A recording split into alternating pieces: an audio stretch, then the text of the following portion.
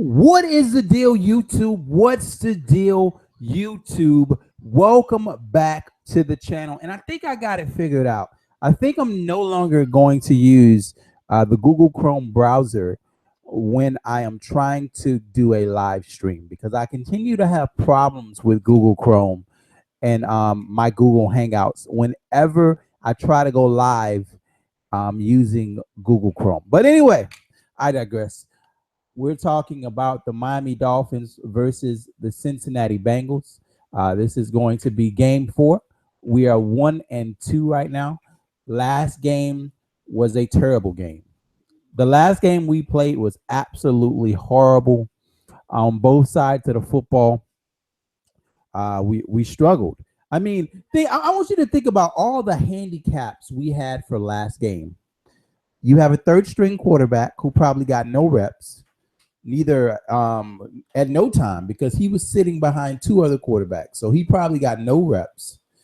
They were missing Joe Hayden. They were missing one of their best pass rushers. Their kicker missed 2 field goals, 2 or 3 field goals, and we still end up in wait a minute, I'm not finished.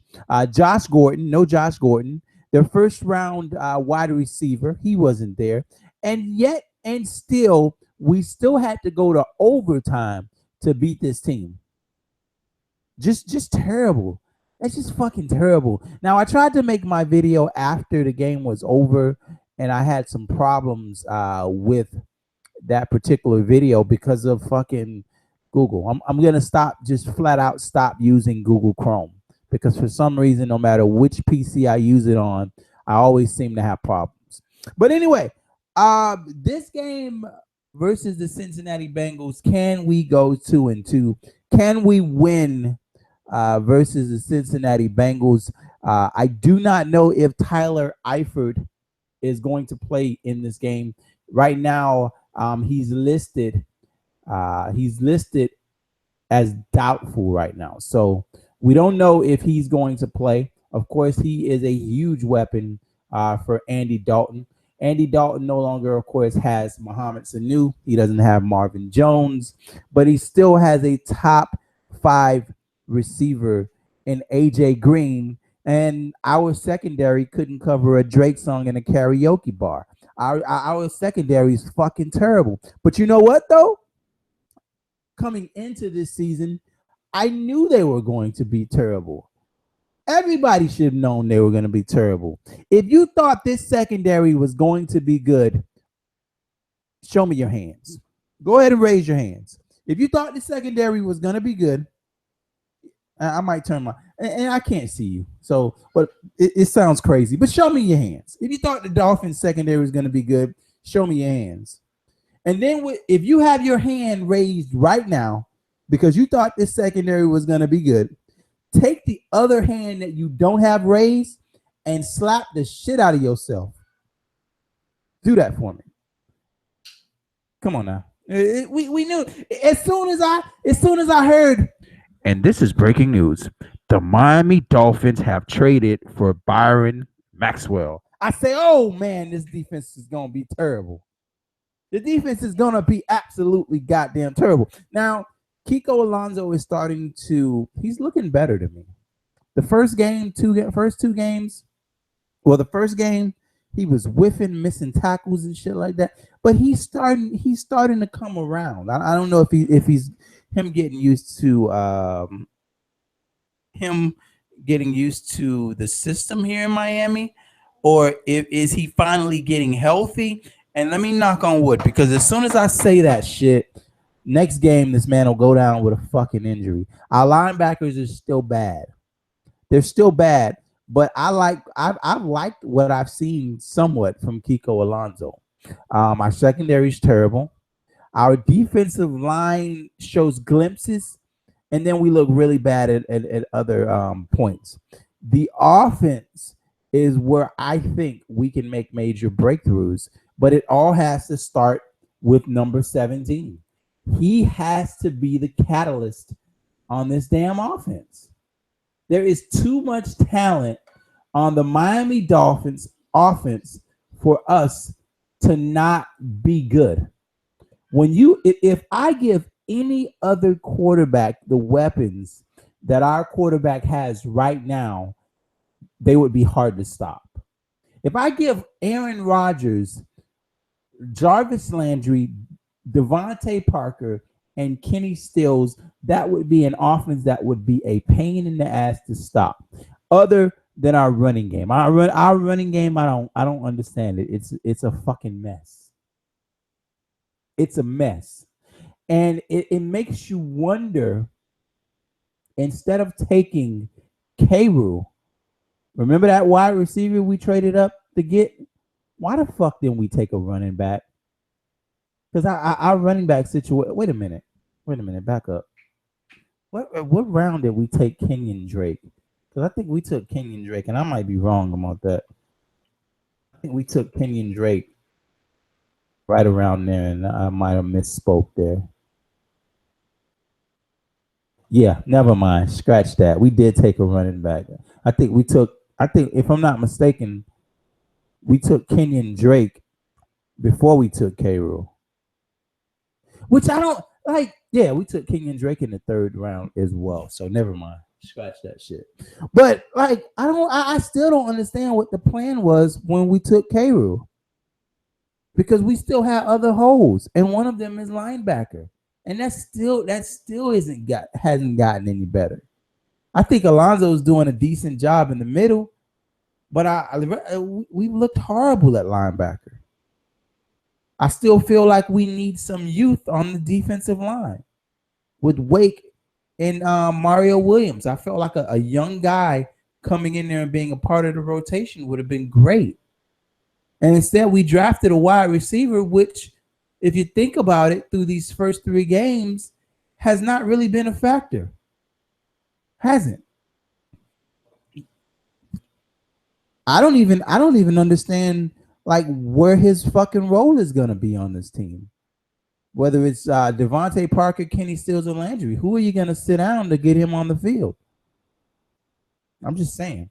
But anyway, I am gonna get to watch this game tomorrow. I actually have tomorrow off. These fucking days, I tell you, man. Jarvis Landry is questionable to play tomorrow.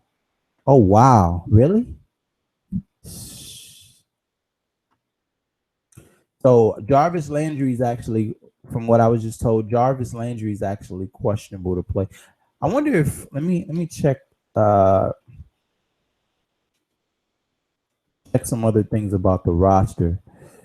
Jordan Cameron won't be there tomorrow, and neither will Arian Foster.